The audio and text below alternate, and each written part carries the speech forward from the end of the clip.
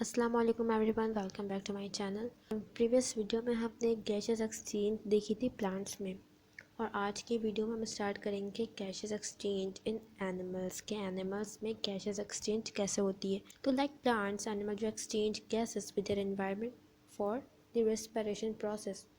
हमने देखा था कि जो गैसेस एक्सचेंज है वो बिटवीन इट्स लिविंग ऑर्गेनिज्म और उसके इन्वायरमेंट के बिटवीन होती है। और जो प्लांट्स हैं उन्हें गैसेस एक्सचेंज दो प्रोसेस के लिए ज़रूरी है। उनमें वन इज़ फोटोसिंथेसिस और सेकंड वन इज़ रेस्पिरेशन। जबकि एनिमल्स में जो गैसेस एक्सचेंज है वो सिर्फ रेस्पिरेशन के लिए ज़रूरी है। In order to obtain energy from food, they take in oxygen and given out carbon dioxide. Food material, उससे एनर्जी हमें हासिल करने के लिए ज़रूरी है कि उस फूड मटेरियल को हम ऑक्सीजन की प्रेजेंस में बर्न करें, तभी हमें उससे एनर्जी मिलेगी।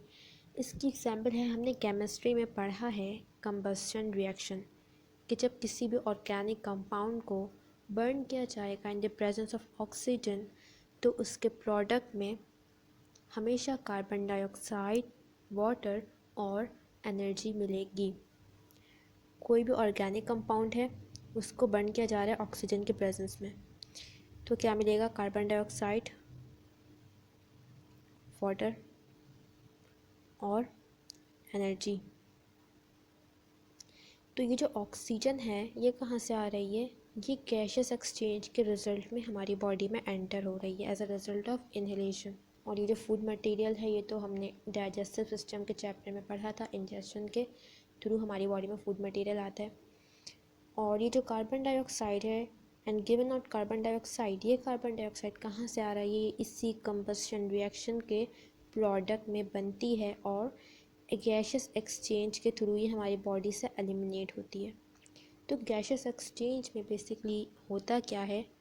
रेस्पिरेशन में ऑक्सीजन हमारी बॉडी में आती है ताकि फूड मटेरियल को बर्न किया जा सके और उससे एनर्जी ली जा सके, और उसके प्रोडक्ट में जो कार्बन डाइऑक्साइड बनती है उसे रेस्पिरेशन के रिजल्ट में ही बॉडी से एलिमिनेट कर दिया जाता है। Now the respiratory medium for aquatic animals is water. ये हमने पहले भी देखा कि जो एक्वेटिक ऑर्गेनिज्म है उनमें जो गैसेस एक्सचेंज होगी वो वाटर से होगी, और जो टेरेस्ट्रियल एनिमल्स हैं उनमें एयर से। The amount of molecular oxygen present in air is about 21%। ये याद रखने वाली बात है कि एयर में जो ऑक्सीजन की क्वांटिटी है वो कितनी है। बहुत सी गैसेस मिलके एयर बना रही हैं ना, air is a mixture of gases. तो उन मिक्सचर में जो ऑक्सीजन की परसेंटेज है वो कितनी है? 21%। जबकि जो वाटर में मॉलिक्यूलर ऑक्सीजन प्रेजेंट है वो सिर्फ 5%।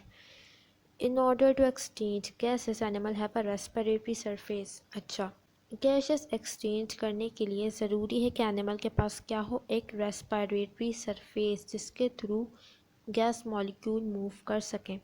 फॉर एग्ज़ाम्पल, ये एक सरफेस है, यहाँ पर एक गैस है ए, यहाँ पर एक गैस है बी। एक्सचेंज में क्या होता है? ए जो गैस है वो इस साइड आ जाएगी और जो बी है वो अपोजिट साइड मूव कर जाएगी। तो ये जो सरफेस है ये क्या है? रेस्पिरेटरी सरफेस, क्योंकि इसके अक्रॉस ही गैस मॉलिक्यूल्स की मूवमेंट हो रही है, उनकी एक्सचेंज हो रही है।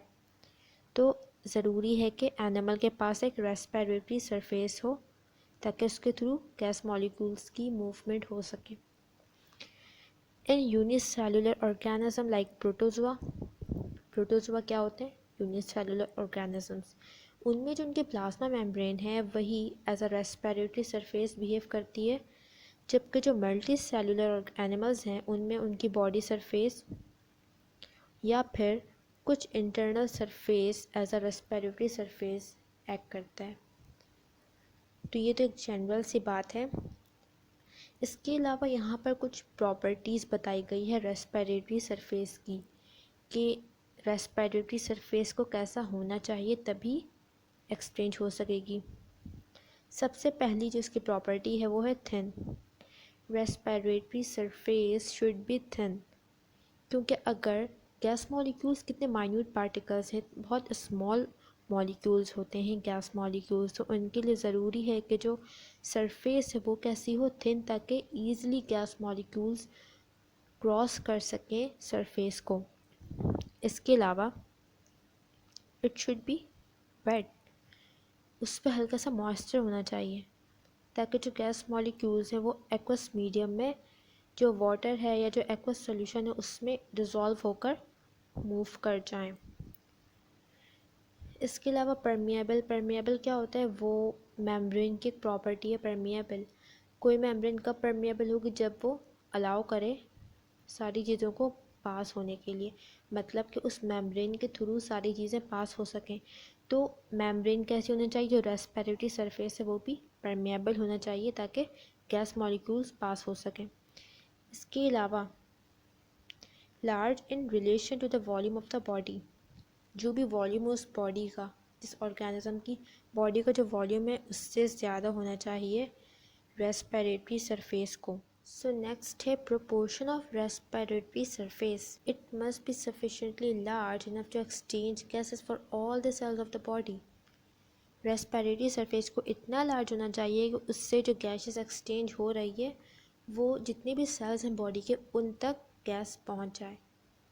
जितने भी सेल्स हैं बॉडी के उन तक जो ऑक्सीजन मॉलिक्यूल्स हैं वो उन तमाम सेल्स को मिल जाए, इतना लार्ज होना चाहिए जो रेस्पिरेटरी सरफेस है ताकि उससे इतनी एक्सचेंज हो सके।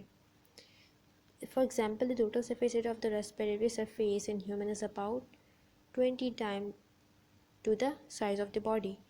जितना साइज है बॉडी का उससे 20 टाइम लार्ज क्या है रेस्पिरेटरी सरफेस, ह्यूमन की बात हो रही है यहाँ पर। इसके बाद है respiratory surface large surface area. Respiratory surface का जो सरफेस एरिया है वो हमेशा ज़्यादा होना चाहिए ताकि ज़्यादा गैस डिफ्यूज़ हो सके। An increase surface for gases exchange allows a faster rate of diffusion, ताकि डिफ्यूजन ज़्यादा हो सके, ज़्यादा तेज़ी से हो सके। To supply oxygen and remove carbon dioxide, ताकि जल्दी ऑक्सीजन हमारी बॉडी में एंटर हो जाए और तमाम सेल्स को मिल जाए और जो हमारी बॉडी में कार्बन डाइऑक्साइड बन गई है वो एलिमिनेट भी जल्दी हो।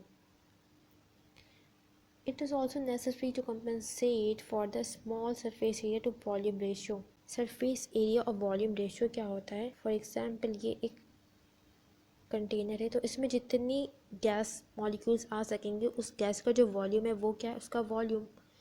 और जो ये सरफेस है ये क्या है, इसका सरफेस एरिया। तो अब अगर यहाँ पर एक्सचेंज होना है गैस मॉलिक्यूल्स का तो गैस मॉलिक्यूल्स को इसके अक्रॉस मूव करना होगा।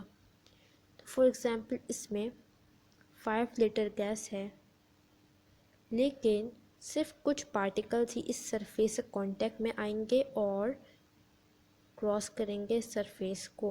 बाकी जो पार्टिकल्स यहाँ पर प्रेजेंट हैं वो सरफेस तक नहीं आ सकेंगे। इस तरह से गैसेस एक्सचेंज उन पार्टिकल्स से नहीं हो सकेगी। तो ये क्या है, इसका सरफेस एरिया और जितने भी मॉलिक्यूल्स इसमें मौजूद हैं उसका जो वॉल्यूम है वो क्या है, वॉल्यूम। तो जितना ज़्यादा सरफेस एरिया होगा उतनी ज़्यादा अच्छे से गैसेस एक्सचेंज हो सकेगी, ज़्यादा ऑक्सीजन हमारी बॉडी में आएगी और उतनी ही ज़्यादा कार्बन डाइऑक्साइड हमारी बॉडी से एलिमिनेट होगी। तो ये मतलब होता है surface area to volume ratio. इन दोनों का जो रेशियो है उसे क्या कहते हैं, surface area to volume ratio.